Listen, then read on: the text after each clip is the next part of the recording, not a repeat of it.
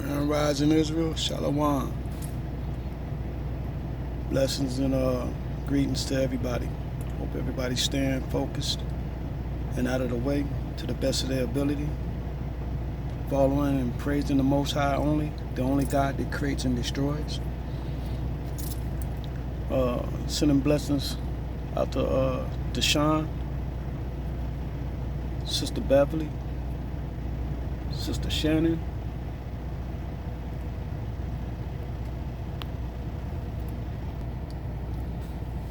my family that's in this truth, this woke, Brother Trey, Terrell, Israel. I want to share with y'all something. Just told y'all it's going to be a while before I upload anything because, like I said, I'm still observing some current information and just want to present everything I do with clarity. There's so much out here, information-wise, identifying the children of Israel. Like I said, let me get to it.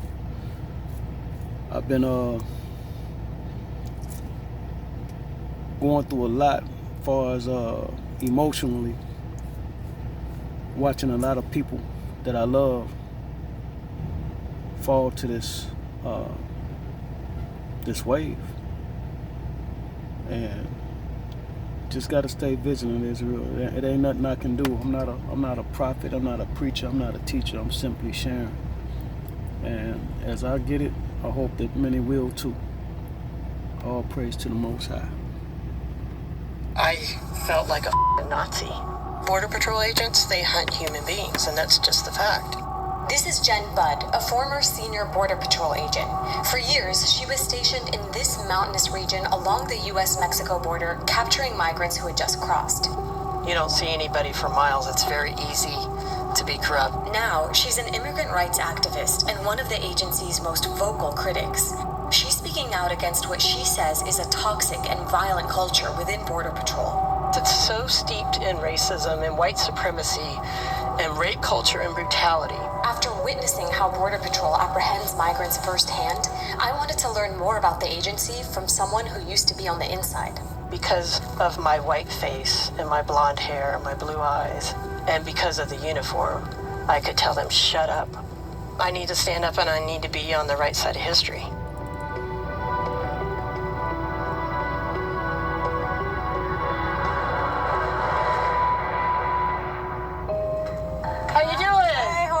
Today I'm meeting Jen Budd, who was a Border Patrol agent from 1995 to 2001. So these are yearly performance things, and I got outstanding every year. She used to capture migrants. Now she advocates for them in an attempt to right what she sees as the wrongs of her past. That's still who I was for 6 years of my life. I wanted to understand what Jen did for those 6 years, so we headed to the desolate mountains east of San Diego. So this is the start of my old area. This is where I apprehended a group of over 100 people one night. She avoided returning to this area for years. I mean, I have a lot of anger here and a lot of bad memories. This is my old station. See, families with children, they've just been apprehended. See, babies. And that's just really sad. Nearly 20,000 Border Patrol agents police border regions like these across the country. The agency says their mission is to prevent, quote, terrorists, drugs, and illegal immigrants from entering the U.S. I was told over and over again that they were criminals, and the majority of people I'd be apprehending were drug smugglers. So what percent of your apprehensions simply migrants versus drugs or anything, nefarious? 99.9% were migrants. Jen says her first arrest still haunts her to this day. She says she detained a family and began searching them for drugs and weapons. She soon realized they had crossed the border in search of work. It was another type of poor that I had never seen. I literally said I felt like a Nazi because I didn't realize I would be hunting families. As it turned out, nothing about Border Patrol was what she expected. Jen decided to become an agent in the mid-90s after graduating from college. She saw it as an escape out of Alabama, where she lived as a closeted gay woman with an abusive and alcoholic mother. I like the hiking and the outdoors. I love riding horses, and it just seemed like a good fit, though I didn't know anything about, the politics of it or what actually happened out here. Or what she would experience personally. Jen says that in 1995, while training to be an agent, she was raped by a fellow classmate in the academy. But she says she didn't report it for fear of retaliation. I can't get fired. I need this job because, my home situation wasn't any good, and this was it. I was putting all my eggs in this Border Patrol basket. From what you saw in your time in the academy and with Border Patrol, is rape culture pervasive? Oh, yeah. Other female agents have reported sexual assault in the Border Patrol. One woman said she was gang raped by several agents at an academy graduation party in what a top agency official called a disgusting sexual predator event.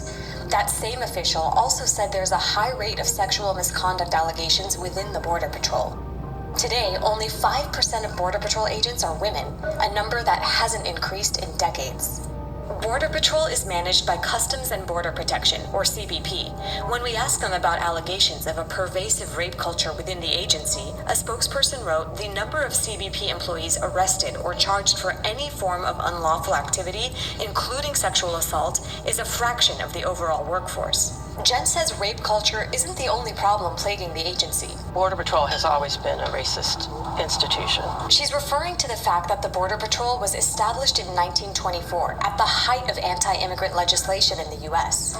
Early Border Patrol agents were members of the KKK and the Texas Rangers, a group infamous for vigilante justice and killings of Mexicans. In the decades that followed, reports emerged of Border Patrol agents beating, raping, torturing, and killing migrants. The year Jen became an agent, Human Rights Watch issued a report that said Border Patrol agents were committing serious human rights violations while enjoying virtual impunity for their actions. Agents know that nobody's going to believe the migrant's word over a Border Patrol agent's word. Jen says that dehumanizing migrants was part of her training. Whether they're alive or dead, we call them bodies. We don't call them people. We don't call them human beings. On a ride-along with Border Patrol in Texas, we heard agents use this same terminology off camera. If you train Border Patrol agents to see migrants as humans, then they would not be able to arrest the families, and they would not be able to put them in these small cells. You have to see yourself as different, and the people that are crossing this border are tonks. They're less than. What is a tonk? It's the sound that the flashlight makes when a Border Patrol agent hits them in the head with their flashlight. That's terminology that Border Patrol uses? Absolutely 100%. Border Patrol agents' use of derogatory terms has been well documented. So has the use of flashlights as a weapon. One recent report even revealed that many children in Border Patrol custody described being bludgeoned with flashlights, as well as being punched, shocked with tasers, and denied food and medicine. Do you think you partook in dehumanizing migrants? Certainly I did. Absolutely I did. It's shameful to say, but because of my white face and my blonde hair and my blue eyes, and because of the uniform, I could tell them, shut up. When we asked CBP about Border Patrol abuses, we were sent back a statement saying in part, CBP stresses professionalism, honor, and integrity in every aspect of our mission, and that they investigate all formal complaints against the agency. Jen says the final straw for her was corruption, which has long plagued Border Patrol and CBP. A 2015 government report found that arrests for corruption among CBP personnel far exceed those among other federal law enforcement officials. That includes drug smuggling, which Jen claims a supervisor was partaking in.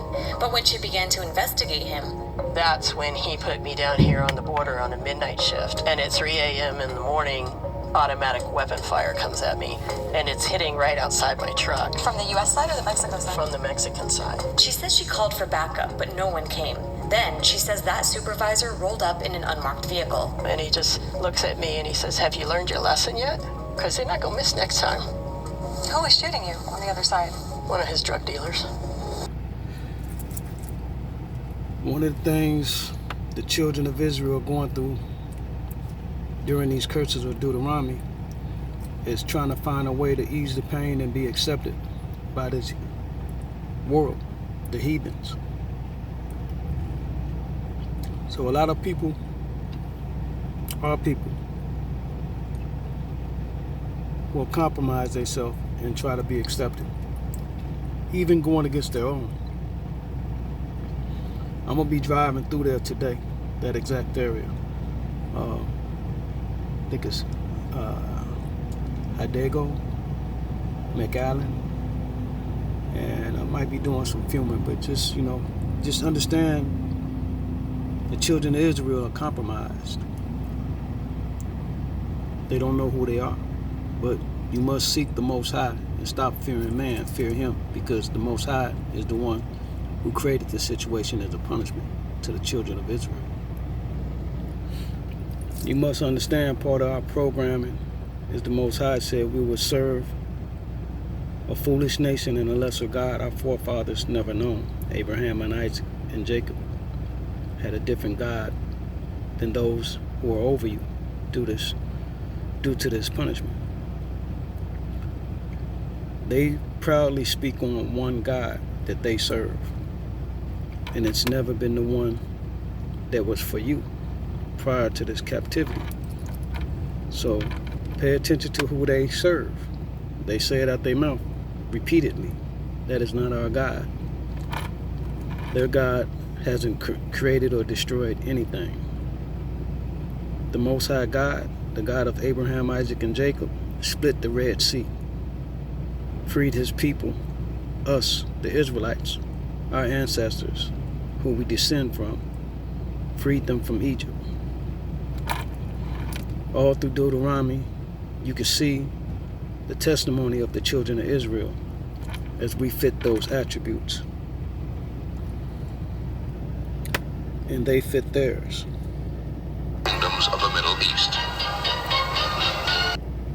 In Dallas, Texas, where millionaires are not at all unusual, this man carrying part of his lunch to work in a paper bag is something special. For among those who have amassed great wealth from petroleum, he has amassed by far the most. More than the Murchisons, more than the Cullens, more than the Richardsons, even more than the Gettys. He has no chauffeur. He has no private airplanes. He takes no vacations on the Riviera. He makes no significant grants to charity. But Haroldson Lafayette Hunt is the biggest of them all, the richest man in America. The richest and one of the most controversial, for he is a strong advocate of right-wing causes and is considered by some to be a serious threat to American institutions.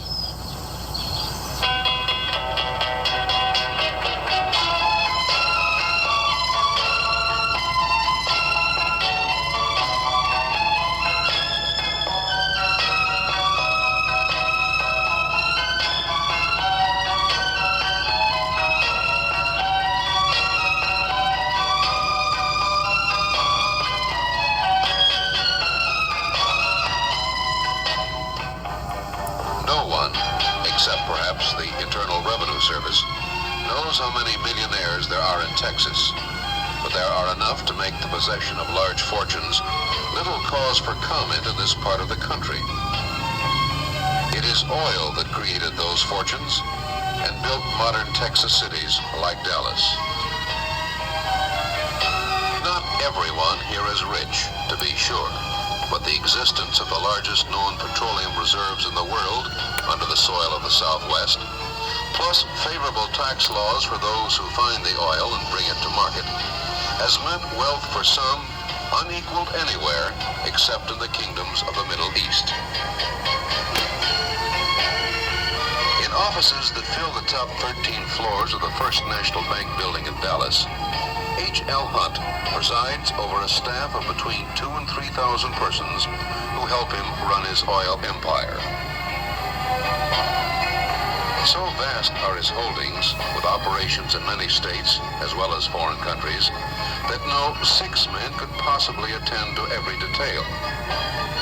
Hunt confines himself to what he regards as the big decisions, involving only very large sums of money. But in these offices, there are many such decisions. And even among those who make the small ones, no one acts without considering whether he is doing what Mr. Hunt would want.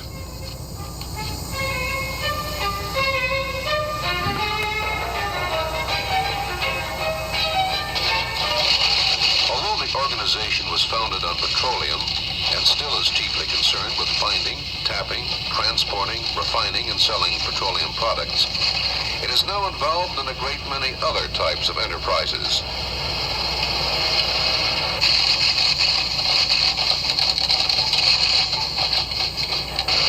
These are some of the interlocking corporations, partnerships, joint ventures, and trusts said to be wholly owned or controlled by H.L. Hunt and members of his immediate family.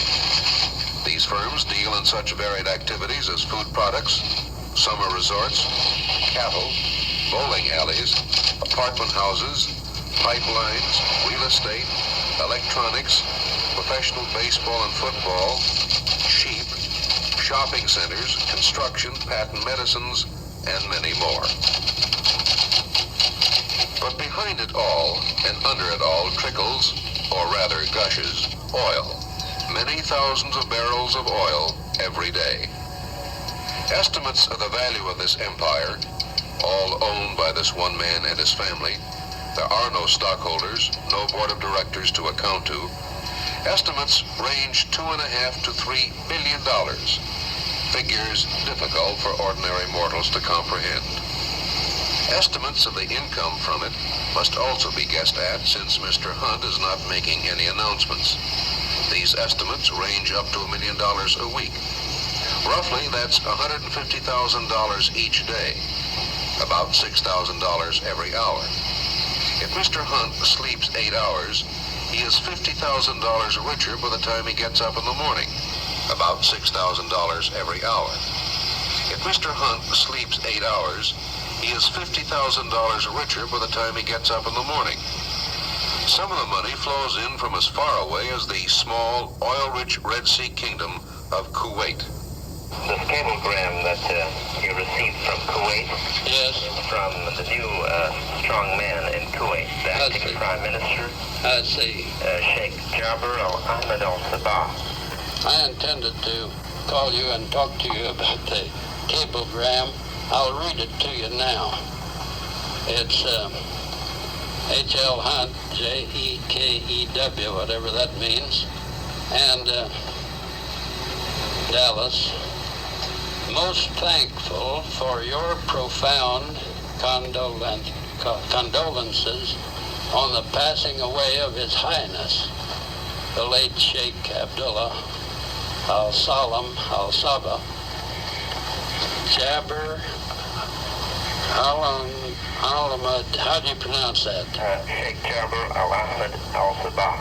Al-Sabah, acting Prime Minister, State of Kuwait. Yes. Now, do I know Jabir? Yes, he was the finance minister when you were in Kuwait, Oh, yes. and he had quite a major hand in all the oil deals. He is pronounced to be the new crown prince. Well, I have him placed all right. Yeah. But then, as I read in the paper, who was it that they said would be the new ruler in the paper? This is the same prince. Yes. Sheikh Jabir al-Ahmed al-Sabah will be the next ruler. The present ruler is Sheikh Sabah al-Salam al-Sabah. He's 51 years old, and he's the brother of the late ruler. He was not in the town of Kuwait all the time much when I was there, or not? No, he wasn't there all the time. Yes. How many members of the royal family are there? How many men in the royal family? Well, the principal princes are about 25, I believe. With the pecking order of the rulers of Kuwait firmly in hand, Hunt turns his attention easily and quickly to a problem closer to home. The continuous cooker needs to be, a decision needs to be reached on it, Mr. Hunt, for the Alma plant. It requires a $126,000 investment, and the estimated payout will be 2 years on it. Are you recommending it? Recommending it from two standpoints. The quality of our products will be increased, and it will reduce labor and give a more efficient and better pack and increase production. The payout will be 2 years on the $126,000. Mr. Hunt, it's often been said that you have what is called a conspiratorial view of history. In other words, you see reds under every couch and cover and where they're not really there. Do you think you're over-alarmed a bit about the way things are going? However alarmed I am, I don't think I'm alarmed enough, because after all is said and done, while Lenin had 17 in London in 1903, and with the help of Germany, why the number increased to 40,000 to overthrow the Kerensky government in Russia November 7th, 1917. Now there were 40,000 Bolsheviks that took charge and dominated 160 million very backward people. And that was the extent of the communist domination 48 years ago. The Book of Now, Daniel. as of this time, I think everyone says that there are more than 1 billion that are certainly in the United States, the Communist Party today is a weak read indeed. I don't think that J. Edgar Hoover would agree with your conclusion. Although it is patterned on George Washington's home, and is indeed called Mount Vernon, the Hunt home is said to be another of Mr. Hunt's bargain acquisitions, costing him only about $60,000 during the Depression. Despite its grandeur, the richest man in America has simple tastes, really. No lavish entertainment, no yachts or racehorses, no art treasures, no gold-plated Cadillacs. He has, it appears, only 3 abiding interests: making money, combating communism in his own way, and enjoying his large family. Here a Sunday musicale with his stepdaughters, the children of the second Mrs. Hunt, formerly Mrs. Ruth H. Wright.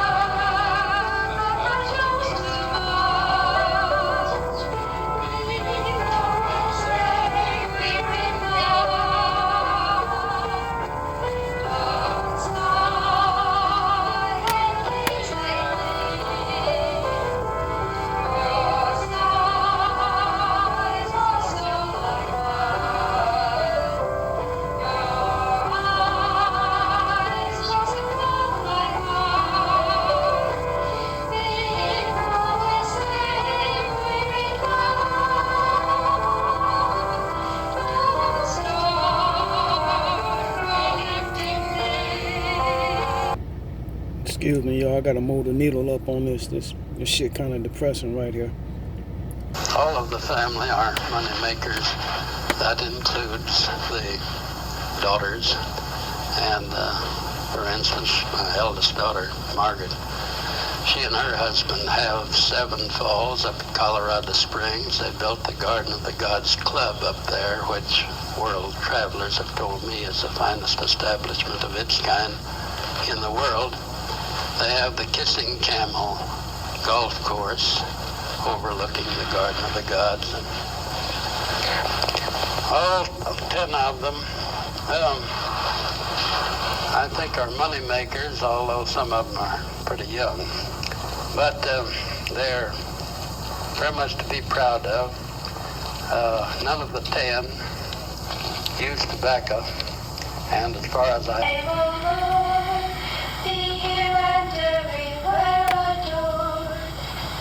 Mercies bless and grant that we may feast in fellowship with thee. Amen.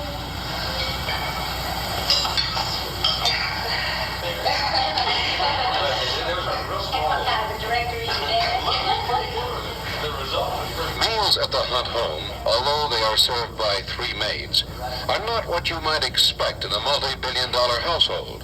In fact, the food, like almost everything else in Hunt's personal life, is quite simple. At the dinner this evening is Ray Hunt and his wife. Ray is the son of Mrs. Hunt and is associated with his stepfather in the oil business. Cassie attended this dinner also, although late. One regular feature of the Hunt family dinners is listening to the Lifeline program. A radio is kept at the end of the table next to Mr. Hunt's chair. When the program goes on, conversation subsides. Every word is absorbed, including the commercials. Today, the commercials extol the virtues of a Hunt stomach remedy called Gastro Magic. A magic tablet slip into action immediately and presto, indigestion and heartburn vanish like magic in just seconds. Keep several rolls of HLH Gastro Magic tablets handy at work and at home for fast, safe, lasting relief from indigestion or heartburn. Mint-flavored HLH Gastro Magic tablets contain chlorophyll 2 for a fresher taste and a sweeter breath. Mr. Hunt is critical of much that goes on today. It is difficult to tell what he is for. If an individual is going to be persuaded by your ideas, I submit that he has quite a job cut out for him to find out what they are. How would you, can you give us a little campaign speech right now and be specific about what you really stand for, what you really want most of the country to be like? Well, I say that the line should be drawn between those who love liberty and are for freedom and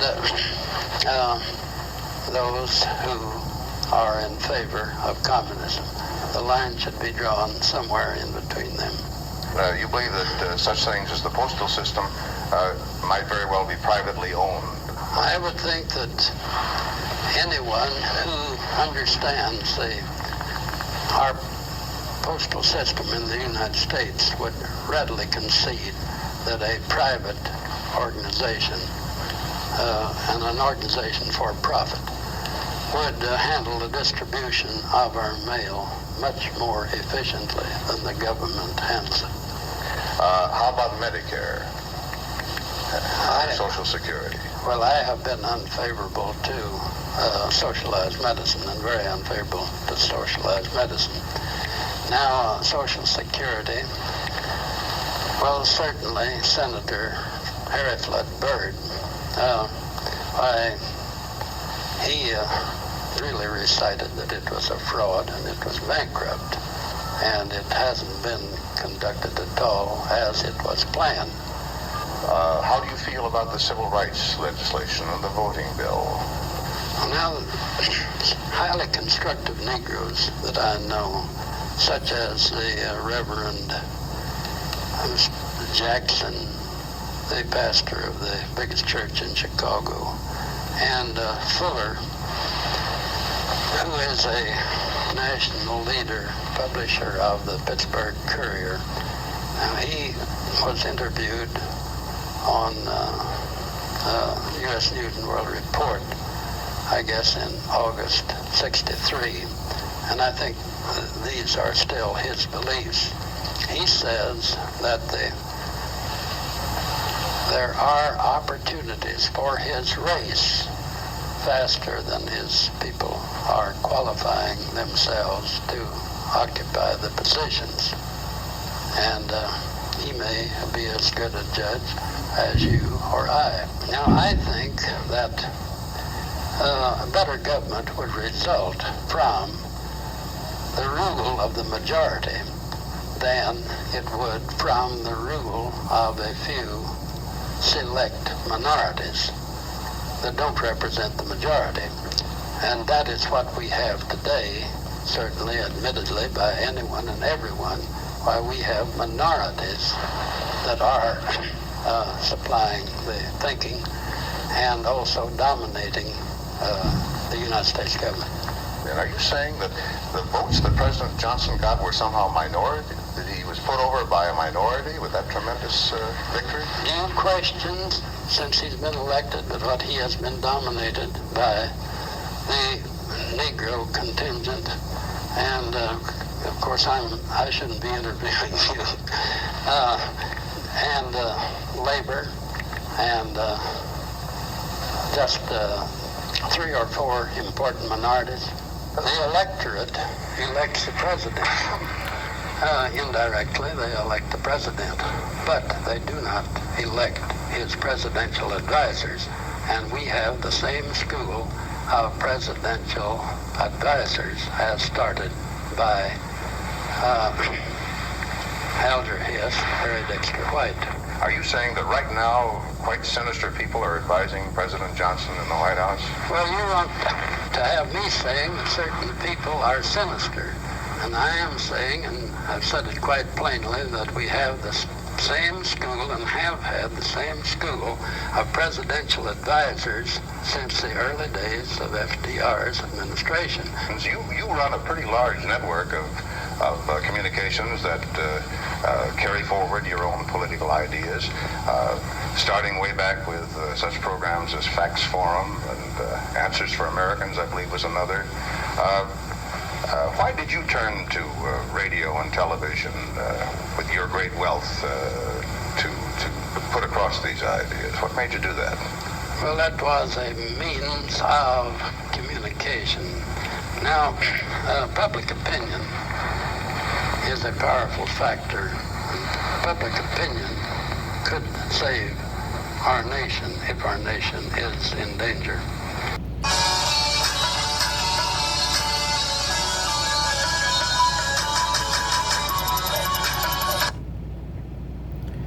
Everything that comes out of these heathens' mouth is biblical.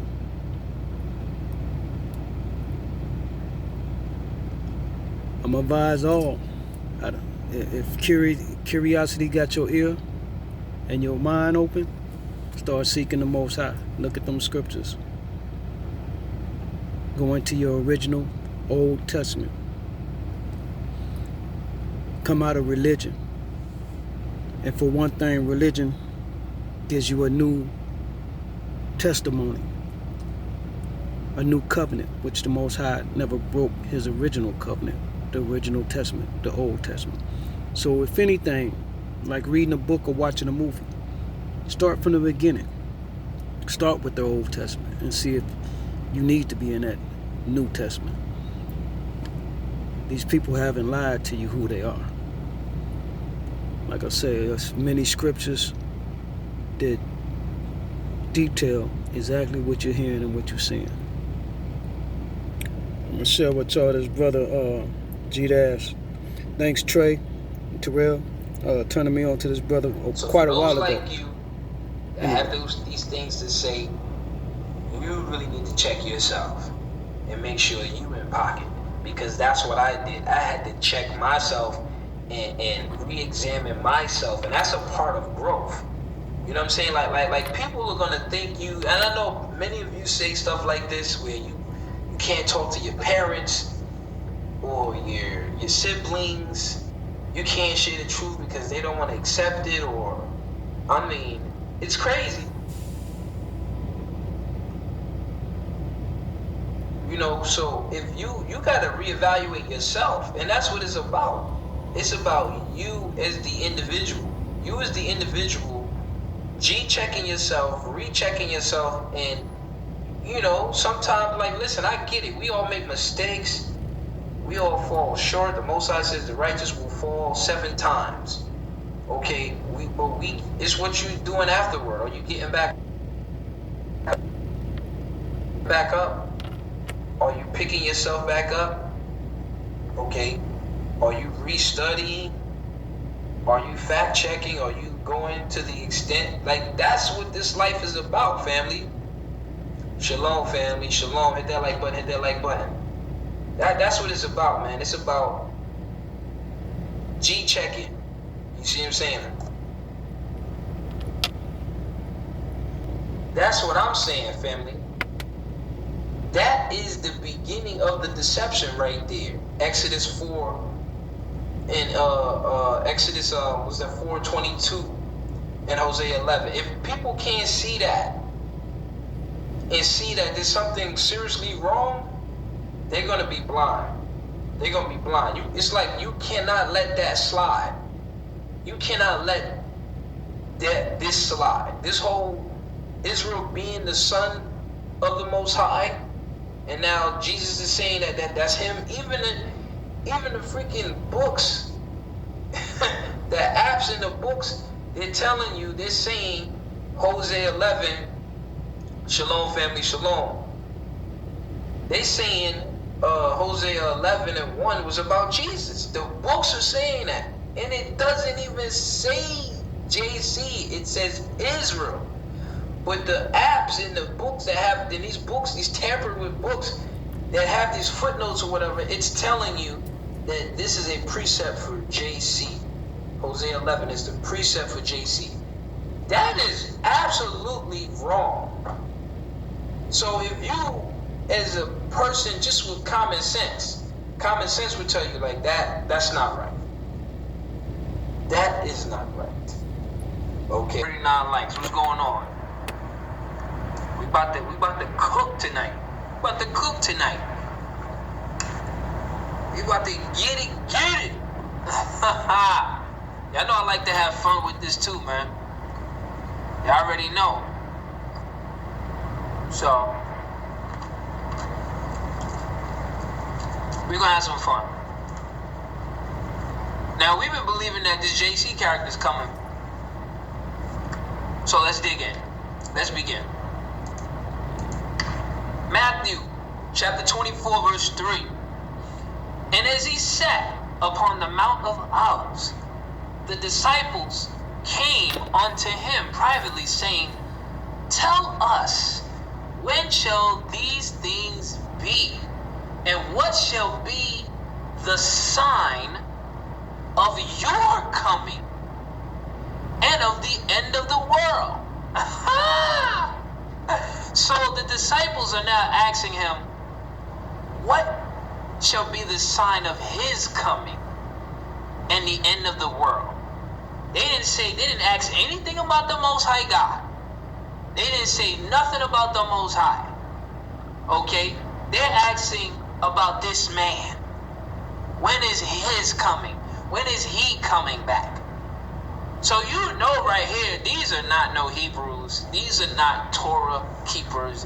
These are not the real Yehudis that were in study of the Most High's law and his prophecies. That's how you know. They're asking for when he coming back. When is the sign of his coming? Ain't nobody concerned about the Most High God. They're not concerned about the Most High God. Clearly, this JC character, as I've been exposing, is God to these people.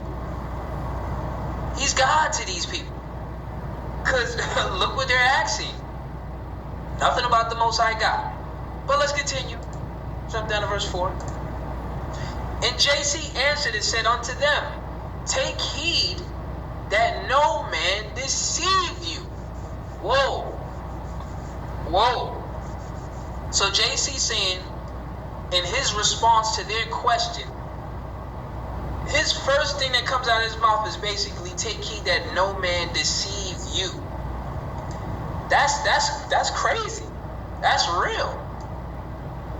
Oh, wow. Now, if we go to the Pharisees already gave the gem. They already gave the clue. JC is saying, take heed that no man deceive you. This is the clue right there. That mankind, no man. JC was a man. Take heed that no man deceive you. No man deceive you. JC was a man, huh? Now, let's see what the Pharisees said for a second about being deceived. John chapter 7, verse 47 and 49. Then answered them the Pharisees, Are you also deceived? Have any of the rulers or of the people believed on him? Or the Pharisees believed on him? But this people who knoweth not the law are cursed. You see that? He's saying, are you also deceived? Have any of the rulers or the Pharisees were the law keepers. The law keepers were not deceived. Hello? The law keepers were not deceived. JC said, take heed that no man deceive you. That's the clue. No man deceive you. Pharisees are telling you another clue. Are you also deceived? Have any of the rulers or the Pharisees, the law keepers, believed on him? You see that? Who's deceived? But this people who knoweth not the law are cursed. What did the Father say? Jeremiah chapter 17 and 5. Thus saith Yah, cursed be the man that trusteth in man. Didn't JC say, take heed that no man deceive you?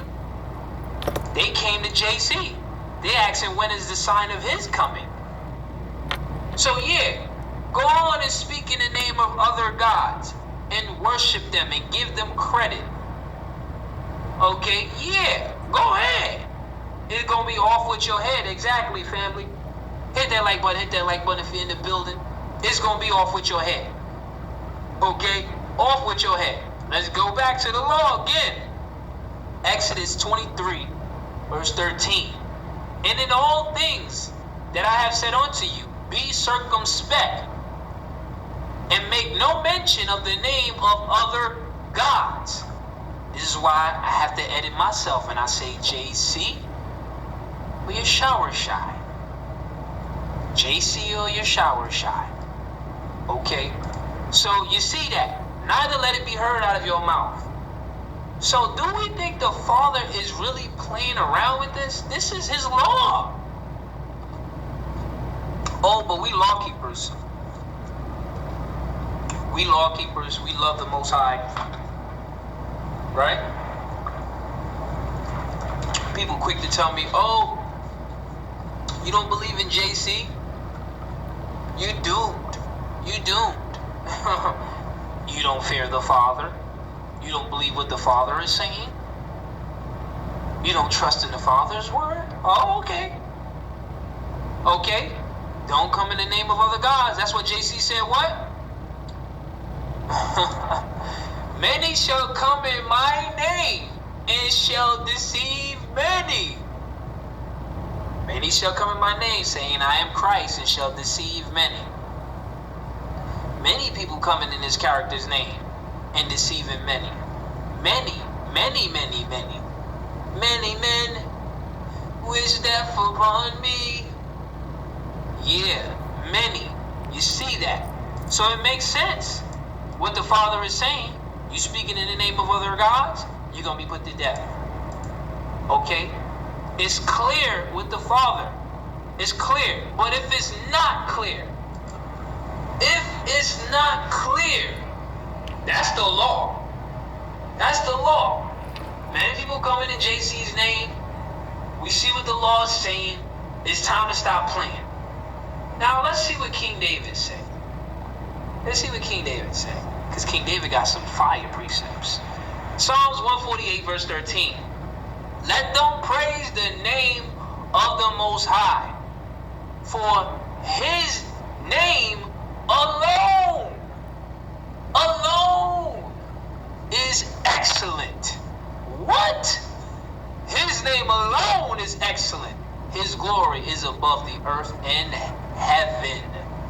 Whoa. Whoa. What JC said? Many shall come in my name, saying, I am Christ, and shall deceive many. You see what King David's saying? He was dropping the gem for you, but you didn't pay attention. You didn't get it. Okay? The Most High. The Most High shall be king over all the earth. In that day shall there be one Lord, and his name one. It's a wrap. It's over. Solomon tried to tell us, and we love to run to this book. These campers, they love using Ecclesiasticus or Sirach, is what they call it. But it's right here.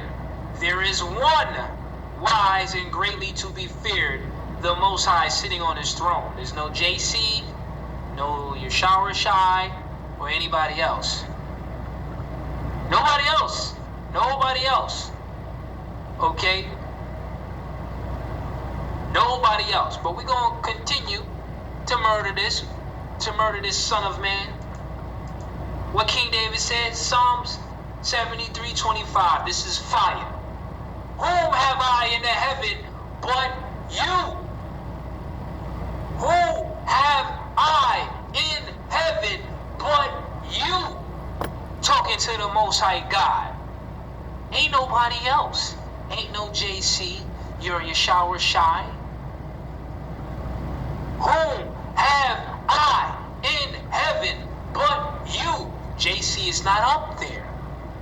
Pretty much.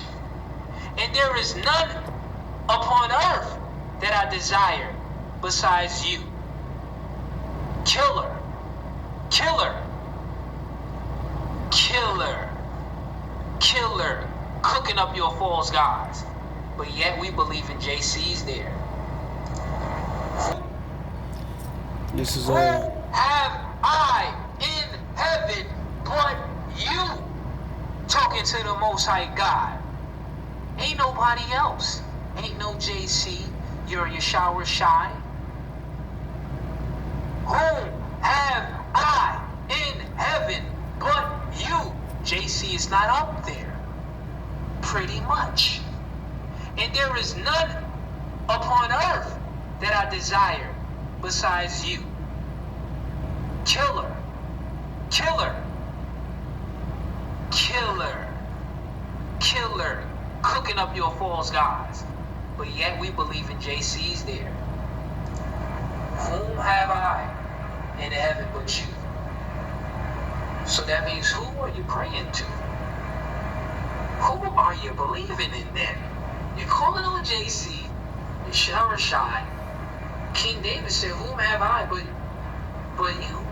Whom have I in heaven but you? So that means, well, who else is up there that you believe in it? Or that you need to be believing in? Whom have I in heaven but you? Oh, but we got more. We got more seasonings on that. Okay, let's finish cooking this damn devil. Here's the napalm. Here's the napalm. Oh, son of man, huh? Psalms 146 verse 3. Put not your trust in princes, nor in the Son of Man. Ah! Oh my gosh! Put not your trust in princes, nor the Son of Man, in whom there is no help. You see that, but what have we been believing in? And that's when I'm gonna end this on. Like I said, if you're experiencing this world and what I shared previously, and this catalog that I got of works I've brought forth and sharing, if you can't see the power of the Most High, the only God that creates and destroys, your eyes are still closed, and your ears and your heart. And I would be pretty much worried about why. If you can ignore all this being shared, you basically have more trust and power in the most in this world, in man, in the heathens, and you're ignoring what the Most High God is sending as a warning to wake His people. And this ain't to shame anybody. You know, if it ain't for you, it ain't for you. I'm grateful that I get it, and I'm continuing to seek the Most High only, the only God that creates and destroys. You know, there's no pride involved. It's humbleness. We are all vessels of the Most High that is sharing this understanding. And if we share this with you, consider yourself blessed of the Most High. We are the children of Israel. Take your position, take pride in it, meaning being grateful, and humble yourself to understand, wow, the Most High loves you. Find it in your soul to seek Him and see favor. Like you said, the Most High is the only God that creates and destroys. Jesus hasn't created or saved anything. And if this is as far as your elevator go up, you know, be thankful for what you got, because there's a kingdom to come. This is as good as it gets. And it could get worse. But nevertheless, seek the Most High. I apologize for my people here. Like I said, I've been out of the loop, a lot of going on, and just trying to stay focused and out of the way. All praise to the Most High. Love y'all, Israel. Shalom.